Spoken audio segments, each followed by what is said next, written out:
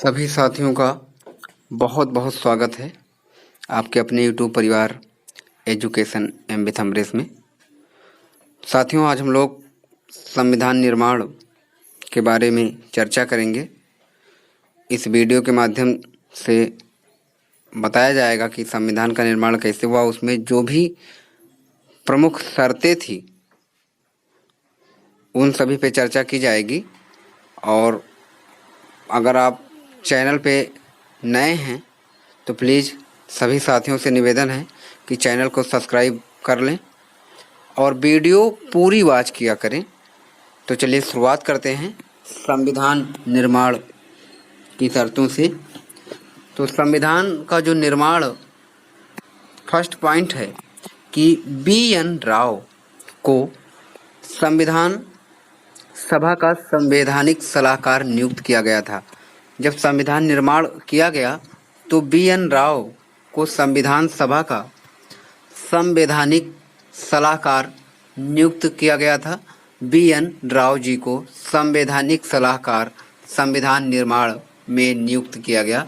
Second point है कि संविधान सभा का प्रथम अधिवेशन जो हुआ, प्रथम अधिवेशन 9 दिसंबर 1946 को संसद भवन के केंद्रीय कक्ष में प्रारंभ हुआ।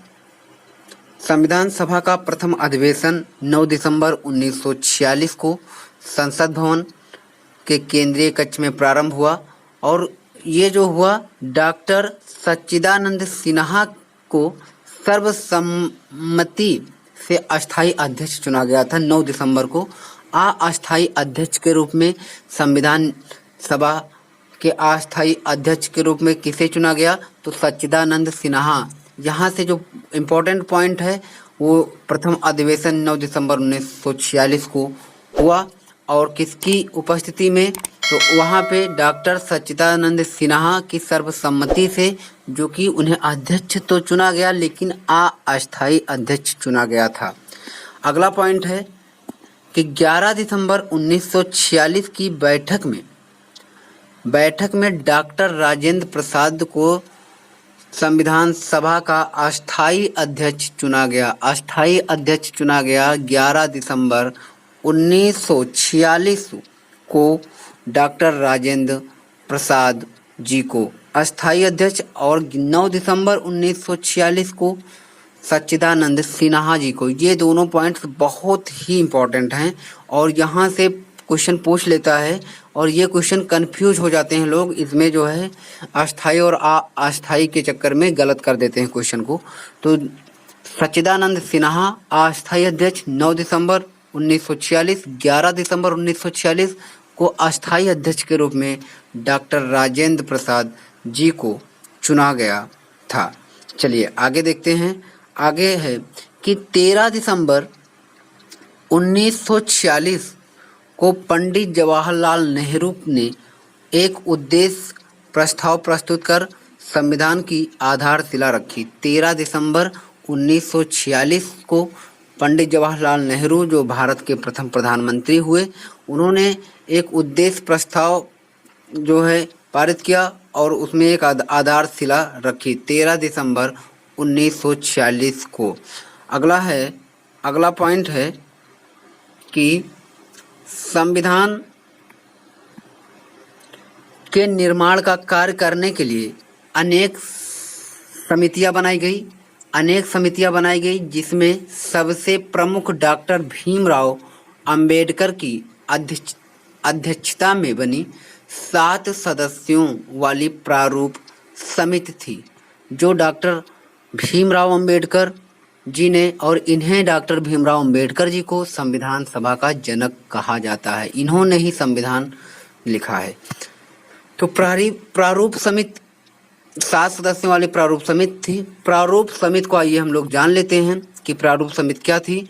तो प्रारूप समिति में जो सदस्य थे उनके नाम जान लेते हैं। तो प्रारूप समिति में डॉक्टर भीमराव अंबेडकर के अतिरिक्त कौन कौन थे, तो सर्वश्री एन गोपाल स्वामी, अय्यंगार आयंगर, दूसरा अल्लादी कृष्णस्वामी अय्यर, के.एम. मुंशी, मोहम्मद सादुल्लाह, डी.पी. खेतान। 1948 में इनकी मृत्यु, जो डी.पी. खेतान जी थे, इनकी मृत्यु 1948 के बाद टी.टी. कृष्णामाचारी और एन. माधव राव व अन्य सदस्य थे। जो 7 प्रमुख सदस्य थे उन सदस्यों के नाम दिए गए हैं। और डी.पी. खेतान की मृत्यु जब 1948 में हुई तो उनके पश्चात टी.टी. कृष्णामाचारी जी को और एन. माधव राव जी अन्य सदस्य के रूप में चुना गया। अगला है कि संविधान को तैयार करने में 2 साल 11 महीने और 18 दिन का समय लगा। संविधान को जो तैयार किया गया उसको 2 साल 11 महीने और 18 दिन के समय में तैयार कर लिया गया। चलिए आगे देखते हैं। अगला पॉइंट है कि संविधान जो है 26 नवंबर 1949 को बनकर तैयार हो गया था। संविधान जो है 26 नवंबर 1949 को बनकर तैयार हो गया और इसी दिन इस पर अध्यक्ष के हस्ताक्षर हुए। हालांकि संविधान 26 नवंबर 1949 को तैयार तो हो गया था, परंतु अधिकतर भागों में 26 जनवरी 1950 को ये क्या किया गया, पूर्णतया इसे लागू किया गया। 1950 को पूर्ण रूप से संविधान को लागू किया गया 26 जनवरी 1950 को, क्योंकि सन 1930 में इसका रीजन क्या था ये भी जान लेते हैं हम। जो इसका रीजन था वो था कि 1930 से ही संपूर्ण भारत में 26 जनवरी का दिन स्वाधीनता दिवस के रूप में मनाया जाता था। इसलिए 26 जनवरी 1950 को प्रथम गणतंत्र दिवस मनाया गया। अगला पॉइंट है कि संविधान सभा की अंतिम बैठक 24 जनवरी 1950 को हुई और इसी दिन संविधान सभा द्वारा डॉक्टर राजेंद्र प्रसाद को भारत का प्रथम राष्ट्रपति चुना गया और अस्थायी अध्यक्ष इनको 11 नवंबर 1946 को चुना गया और अस्थायी अध्यक्ष सच्चिदानंद सिन्हा को 9 नवंबर 1946 को। ये दोनों पॉइंट बहुत ही याद करने की ज़रूरत है क्योंकि यहाँ से कन्फ्यूजन की स्थिति बनी रहती है। अगला पॉइंट है कि नवनिर्मित संविधान में 395 अनुच्छेद, 22 भाग और 8 अनुसूचियाँ थी। 22 भाग और 8 अनुसूचियाँ। जो नवनिर्मित संविधान की अगर हम बात करें तो उसमें अनुच्छेद 395 और 22 भाग तथा 8 अनुसूचियाँ थी। अगला पॉइंट देखते हैं।